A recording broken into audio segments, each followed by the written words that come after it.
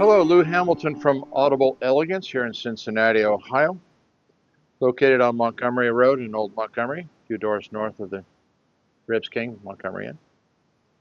We do work on Facebook, Instagram, and X. I write a monthly blog, a new one's coming up shortly. And do visit our website, audibleelegance.com. It's a very living, breathing site, unlike some people who put a static page up and call it a day. Things are constantly changing, opportunities for manufacturers. What's in our orphanage, and the number of products right now in the orphanage are there as gifted to us by some of our customers so that we could sell them to give money to Bradley to help him deal with his severe medical issues. So there's some important things going on.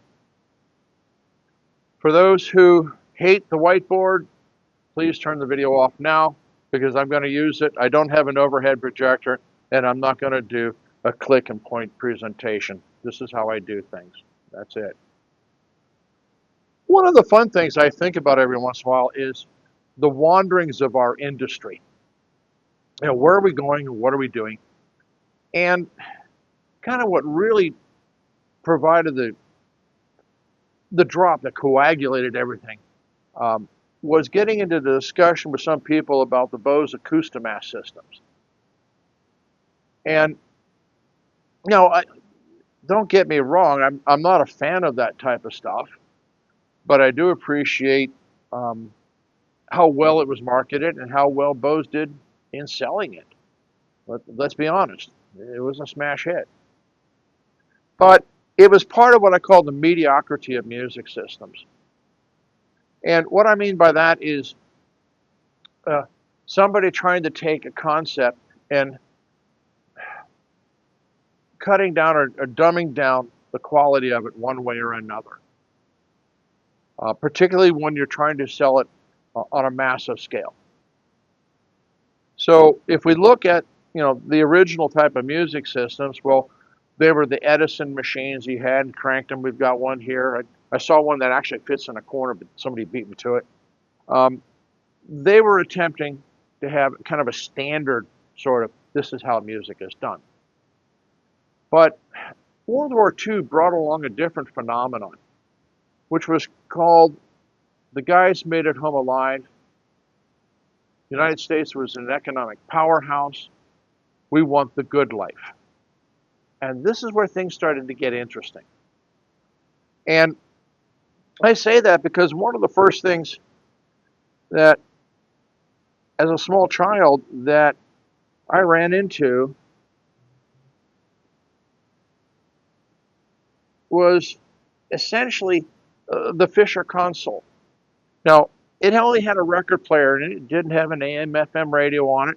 It was a maple cabinet. That was a big thing in that time for my parents' age group.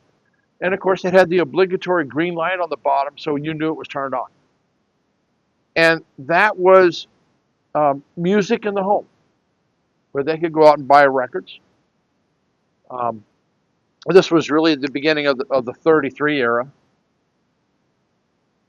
And that was hi-fi. Now, while these things were out there were people like Saul Morantz and as well as Sidney Harman who were creating separates and far beyond the level of this. And some of them are, you know, in their own way are considered reference products. I've owned several vintage pieces of Morantz Model 9 amplifiers, seven preamps and all. But this was kind of the package sold to the average person. Now, in the 60s, well, we had to do something better. So guess what? And you see them all over the place. Everybody ended up with the Mediterranean console. Now we have stereo speakers. We have a tape deck put in it, usually a reel-to-reel. We have the FM tuner, and we have the record player. And that was the standard everybody had to have. Again, we have separate components going on. We have people even like Pioneer now starting to produce stuff, which is not this Mediterranean console. But this was packaged to the average consumer. Now, the separates came along and kind of smashed this era. But mediocrity has a way of seeping back into the market all the time. And the way it seeped back was the traditional black rack with black speakers flanking it, and of course, glass door, which always was clicking and clanging. And that was mediocrity repackaged away from the Mediterranean console, but now it kind of looked like separates, but it really wasn't, because sometimes you'd actually see the ribbon cables going between each unit for power and signal. So it was really this, but just painted black and stood vertically. But this was mediocrity repackaged again. Now, as households started to develop, and of course you had small children and things like that really getting involved around some of this equipment, well, having this black rat on the floor was not a really good idea. So why don't we put it on the ceiling? Voila. It was an instant market for the Acoustimass system. A different version of mediocrity repackaged. And for a number of people, the fact that you didn't see the system at all, that you had music throughout your house, well, that was important. I refer to that as the shopping mall era of music systems. Because if you went into shopping malls, every place had music playing anyway, but you barely could see where the speakers were. Now we just package it and put it in our home. So that was a new form of mediocrity. We're seeing little shades of mediocrity again, but it's done in a different version. It's more clever.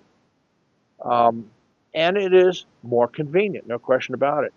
And that is that I look upon streaming as a part of this move towards mediocrity. Small components can stream music, and again, not being visually, dominating in a room. Now, it's not to say that streaming can't be great. So for those people who love streaming, and we do sell streamers, it has its place, if done well. But there are very expensive, compact streaming systems out there now. And that's a new version of this mediocrity. So mediocrity has always been with us. It just takes different shapes and forms. I don't think it's a question of financial ability as much as that you're now part of the herd. Nobody likes to be left behind and left out. I mean, for God's sakes, iPhones got to be like that for quite some number of years, or you had to have an iPod. Now look at iPods. I mean, you can't even sell them in pawn shops, okay? But at one time, you weren't a human being unless you had an iPod. Well, the same thing happens in our audio industry this way. It's neither good or bad. It just is. But you have to kind of look at how these things historically move along through our industry. And all the while, there are separate components, high-quality components, out there in the marketplace that compete for these dollars. Because once these dollars are spent, then the world of separate componentries becomes unaffordable. So in certain ways, you kind of look at it, like, really? But for some people, it perhaps is enough. We talked about what is enough for some people in terms of how much money should I spend on an audio system. So, if that's enough for them and they're happy, well, okay. It's not what we do. And so if, you don't want to put mediocrity in your home, well, you know where to come. It's that simple. And there are other independent dealers out there as well who can keep you out of this cycle. We are seeing now the beginning stages of where streamers themselves are being technologically outdated. So they are a little bit subject to the foibles of laptop or computers.